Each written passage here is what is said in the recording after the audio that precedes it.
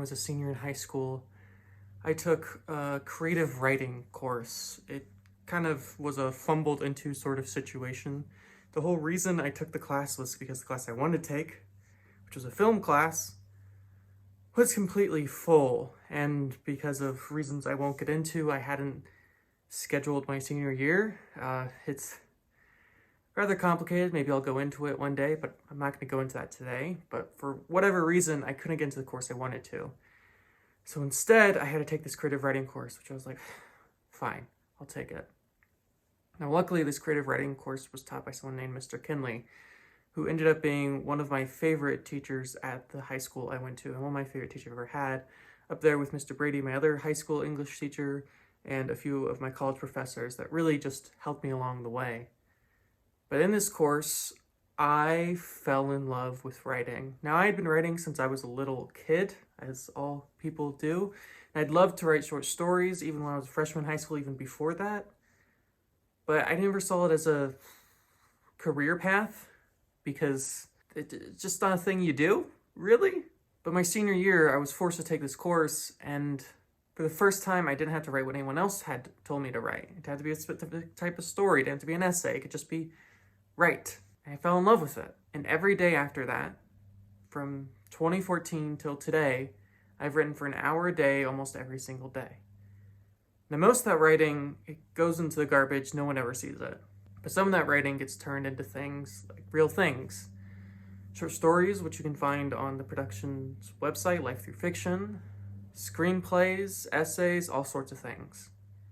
Now, most of those things you can't really do much with unless you want to publish a collection of short stories or something like that, but I was never in love with my short stories. I'm still not really in love with my short stories, so I never did anything like that. I wrote a few novels, which weren't that good, so it's good that they never got published. But the screenplays, every year I would submit them to film festivals. Austin, Nichols, sometimes a couple of others, but those were the big ones. And one of the great things about the Austin Film Festival is after you send them in, you get free readers' feedback about 6 months later. Well, about 8 months later. So you send them in February. You'd hear if you got into the festival in August, which every year I didn't.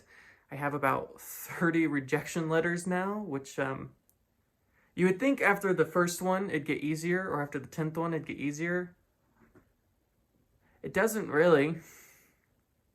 I mean, my hopes are lower. You know, the first year I was like, this is what I'm going to do. I'm going to write the screenplay, people are going to love it, and it's going to be great, and I'm going to make it big. The second year, you're like, maybe. Third year, fourth year, fifth year, your hopes get lower and lower, so when you get those rejection letters, it's more expected. Still hurts, but I suppose that it's at least expected. And as you can guess, this year, I did not get into the festivals, and I knew that back in September. But just today, just this morning, just a couple of minutes ago, I got the reader's feedback.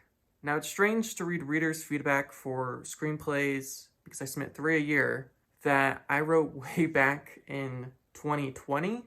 So I wrote them in 2020 and then submitted them in 2021. So I haven't thought about these screenplays in a long time, especially this year, which has just been a monumental year. I mean, I look back at where I was at the beginning of last year. I was still making a normal vlog. I didn't have a production company. I hadn't made my film yet. I was still in college and didn't know if or when I was going to graduate. I was living in Indianapolis, Indiana. The last year has been one of the most exceptional years of my life. Part of that exceptional year was submitting these screenplays. And getting them back today, it's funny how little of, even though I wrote them, even though I'd spent months, hundreds of hours on each of these screenplays, how little of them I actually remember. When they talk about the synopsis, I kind of remember what they were about, but I'd have to go back and actually look at them if I were to try to explain the films to you. And the reader's feedback, it always hurts a little bit more than the rejection letter. Because the rejection letter, it's the same letter every year. Thousands of people get them. Now you move on. But the feedback, that's personal, right? Someone personally wrote this. And one of the feedback that I get almost every year is the formatting's a bit off, and that's just because until recently, the process that I use, or rather the software that I use, doesn't really work well into PDFs, and so it's kind of frustrating when submitting to places because it doesn't work exactly right. But I love the service. It's called Wordsmith. I'm going to keep using it because I've been using it for years, and I don't really feel like changing anytime soon, unless they delete the app, which please don't. But formatting, that's fine. Okay, we move on. The thing that I've gotten every year since I first started writing is people say, wow, this stuff, it's really poetic. That's how they describe it, poetic. Which I've never thought of myself as a poetic writer by any means. But I suppose when you write and rewrite and rewrite and rewrite and rewrite and rewrite and rewrite, it does have a certain flow to it. But while everyone says, oh, this is so poetic, at the exact same time, every single one I've ever had, every reader comment, it's unclear. It's vague, it's confusing, it doesn't make sense. And that's every single screenplay I've ever written. And there's part of me every year that wants to go, oh, and I even did this once where I would change the screenplay to make it more clear. And I think if I have any regret for any screenplay I wrote was the idea that I changed the screenplay merely to appease somebody. I don't think you should do that. I think you should make art for yourself. And if anyone likes it, that's great. And if they don't, who cares? I mean, does anyone like this? Probably not, but it doesn't matter because I like it. And that's really all that matters to me. And it makes me feel better. It's hard to hear. It's tough. But that's how it goes. I don't know if I'm going to submit any more screenplays.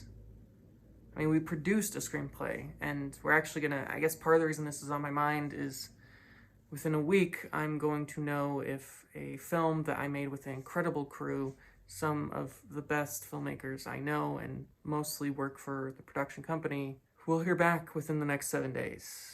We'll actually hear back by Monday, so within 3 days. I imagine if we'd actually gotten in, they would have contacted us by now, which is not easy to handle. You know, you put your heart and your soul and a hell of a lot of money into something, and you don't know if anyone's ever going to see it. It's not about winning the festival. It's not about making a bunch of money. It's about being able to do the thing I've always wanted to do. Make movies.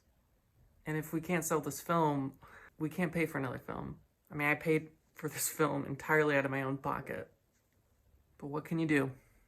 Until tomorrow. And how it was I fell. But some tales are just too dark to tell.